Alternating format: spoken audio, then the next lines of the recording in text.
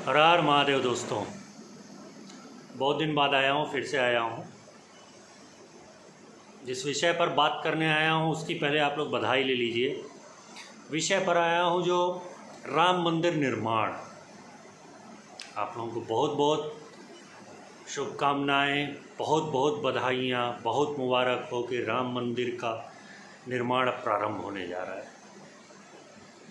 बहुत संघर्ष के बाद, काफ़ी लड़ाइयों के बाद शुरू हो रहा है। इस पर कुछ विषय है जिन पर मैं आना चाहता हूँ। पहला विषय, यह विजय किसकी है? राम मंदिर आंदोलन में अब जो ये निर्माण कार्य शुरू होने जा रहा है, इस पूरे आंदोलन की में विजय जो आज ये मिली है, ये किसकी विजय है? संघर्ष क्या केवल एक दल ने किया, एक व्यक्ति ने किया? लोग मोदी जी का नाम ले रहे हैं केवल कि मोदी का विजय है, मोदी का विजय है। मैं उस पर ही आना चाहता हूँ। लोगों का कहना है कि ये मोदी ही थे जिन्होंने अंतिम कील ठोकी और विजय हमको मिला। कुछ ऐसा हो गया जैसे 2011 का वर्ल्ड कप केवल धोनी के छक्के ने जिताया, या आज़ादी केवल उस एक लाठी और उस चरखे से आई थी। हम बड़े शान से कहते हैं, न जाने कितने झूल गए, कितनों ने कैसे सूली पे, कितनों ने फांसी खाई। कौन कहता है हमें कि आज़ादी चरखे से आई? ऐसे ही कुछ है, शेर मुझे बहुत याद नहीं है, शौकीन भी नहीं। इस पूरे संघर्ष में मुझे जो सबसे पुराना नाम याद आता है अपने होश में, वो है 90 के आंदोलन में कोठारी बंधुओं का, राम कोठारी और शरद कोठारी। जवान लड़के दोनों काट दिए गए थे, मार दिए गए थे। अगर हम किसी भी राम कोठारी, शरद कोठारी, उमा भारती, साध्वी तमरा, कल्याण सिंह, लाल कृष्ण आडवाणी या किसी एक को भी भूल रहे हैं तो माफ़ कीजिएगा, तब हम संघर्ष को ही भूल रहे हैं।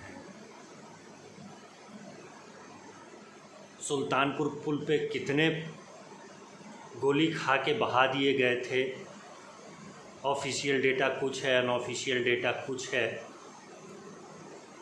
लेकिन वो भूलने वाली जंग तो नहीं थी। और ये जंग आज की नहीं है, ये तो मैं 90 से अभी तक का, क्योंकि ये मेरे होश में है और मैं केवल इन्हीं वाक्यों को याद करता हूँ। तो मैं सोचता हूँ कि यार 500 साल की लड़ाई है, 30 साल में ही अगर कम से कम 3000 लोग कुर्बान हो गए हैं, जिसमें गुजरात दंगा भी आता है, गोधरा भी आता है, तो अगर केवल 30 साल में इतने हुए हैं तो बाकी 470 साल में कितने हुए? और 470 साल संघर्ष नहीं हुआ था, ये मानने को भी मैं तैयार नहीं हूँ। विजय है, बहुत बड़ी विजय है, इसमें कोई शक नहीं है। अंतिम कील मोदी ने के वो कार्यकाल में ठोका गया, इसमें भी कोई शक नहीं है। लेकिन ये विजय केवल एक दल या एक व्यक्ति की है नहीं, इसका मैं विरोधी हूँ। हर वो व्यक्ति जिसका खून बहा, जिसकी जान गई, वो इस संघर्ष में शामिल था और मेरा नमन सबको है। मुझे अभी भी वो एक तारीख याद आती है, वो जिस दिन निर्णय आया था। मैं केवल 4 या 5 फ़ोन ही कर पाया था लोगों को, और जिसको जिसको भी मैं फ़ोन किया था वो आदमी मुझे रोता हुआ मिला था। वो इतनी बड़ी विजय थी कि दिल में नहीं समा रही थी। उस विजय को सीमित करके किसी एक व्यक्ति, किसी एक दल, किसी एक कार्यकाल तक सीमित कर देना, संघर्ष को बहुत छोटा बना देना है। कृपया ऐसा मत करें। जो कर रहे हैं वो निरा मूर्ख है। दूसरा विषय जो इसी से संबंधित है और जो इससे ज़्यादा मुझे दुख दे रहा है, उसके पीछे नाम भी लग गया है पर काफ़ी ब्लेम भी लगा दिए गए हैं। खैर, सबकी अपनी अपनी सोच है, उस पर हम कुछ नहीं बोल सकते। वो है फैज खान मिट्टी लेकर के चले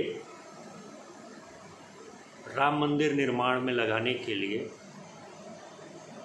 उसका विरोध हुआ क्योंकि वो फैज खान थे, दूसरे समुदाय से थे। उनका कहना था कि एक परंपरा चली आ रही है, ननिहाल से मिट्टी आती है। केवल ननिहाल से नहीं आती है ये मिट्टी, अपने सारे शुभचिंतकों के घर से कुछ न कुछ एक योगदान आता है, मिट्टी के रूप में, ईंट के रूप में, श्रम शक्ति के रूप में या किसी अन्य रूप में भी ये परंपरा आ रही है। इसमें कोई गलत नहीं है, उसने सही बोला अगर बोला तो। इस बात का विरोध हुआ कि फैज खान क्यों आ रहे हैं।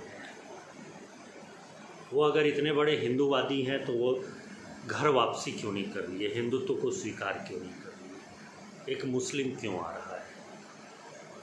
तो सबसे पहली बात कि एक मुस्लिम क्यों आ रहा है, ये उस जगह के हिंदुओं को सोचना चाहिए कि ये विचार एक मुस्लिम के मन में क्यों आया कि ननिहाल से मिट्टी आती है। परंपरा है और उस परंपरा से कोई नकार दे तो वो बेवकूफ़ होगा।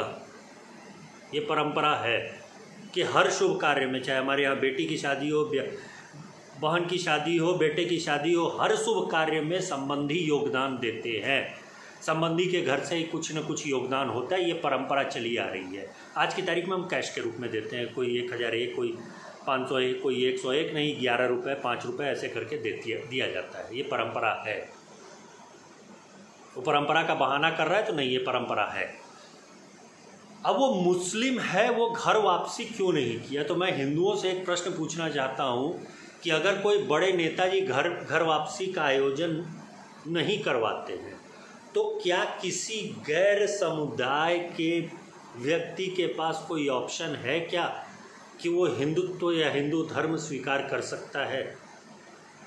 जैसे ईसाइयों में होता है या मुसलमानों में होता है कि अब मस्जिद जाइए, 2 मिनट 3 मिनट का काम होगा या आधे घंटे का काम होगा, इस्लाम स्वीकार कर लिए। वही ईसाइयों में भी होता है। हिंदुत्व में क्या ऐसा कोई है परंपरा, क्या ऐसा कोई नियम है? नहीं। अगर कोई घर वापसी करना चाहता है तो उसे किसी नेताजी के आयोजन का इंतज़ार करना पड़ेगा, सहारा लेना पड़ेगा। ऐसी कोई परंपरा हमारे यहाँ नहीं है और उस परंपरा को, उस तरीके को शुरुआत करने का कोई प्रयास भी नहीं हो रहा है। मैं इसको कहूँगा कि आप प्रयास इस चीज़ को शुरू कीजिए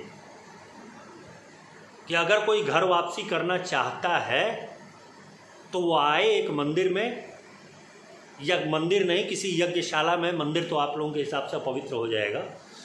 किसी यज्ञशाला में आकर के वो कर सके। कूप मंडूक मत बनाइए हिंदू धर्म को, कुएं के मेढक वो मत बनाइए हिंदू धर्म को।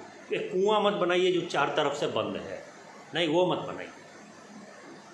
कोई अगर आना चाहता है तो उसे आने दीजिए। आज की तारीख में हिंदुत्व से लोग जाना चाहते हैं, लेकिन जो जाना चाहते हो तो फ्रीली चले जा रहे हैं, हर तरफ दरवाजे खुले हैं, लेकिन आने के रास्ते बंद हैं।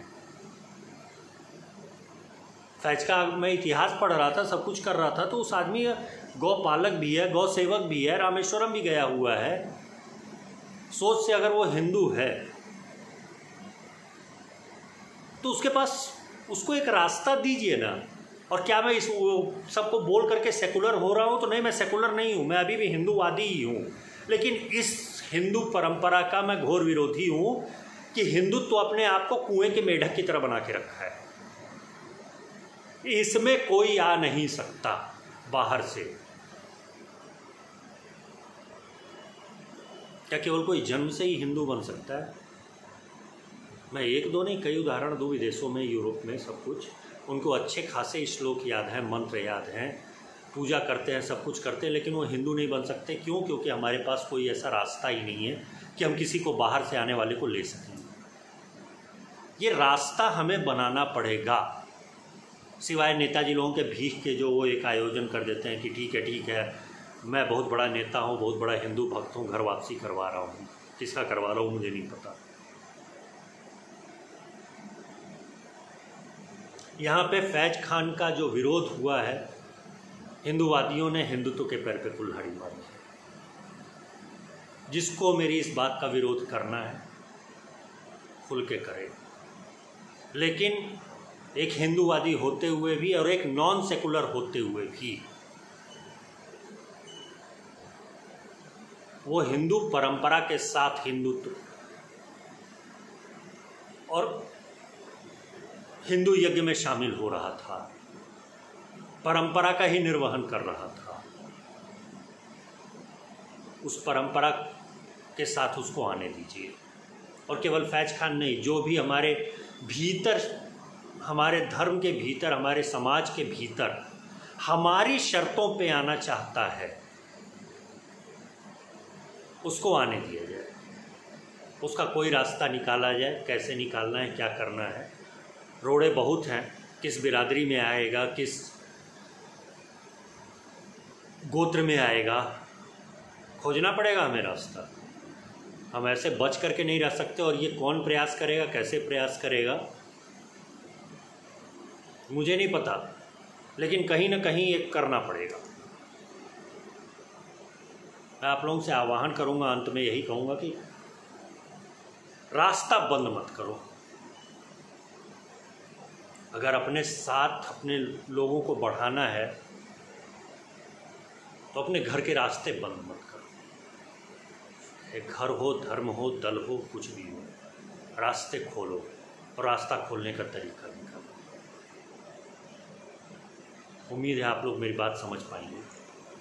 हर हर महादेव।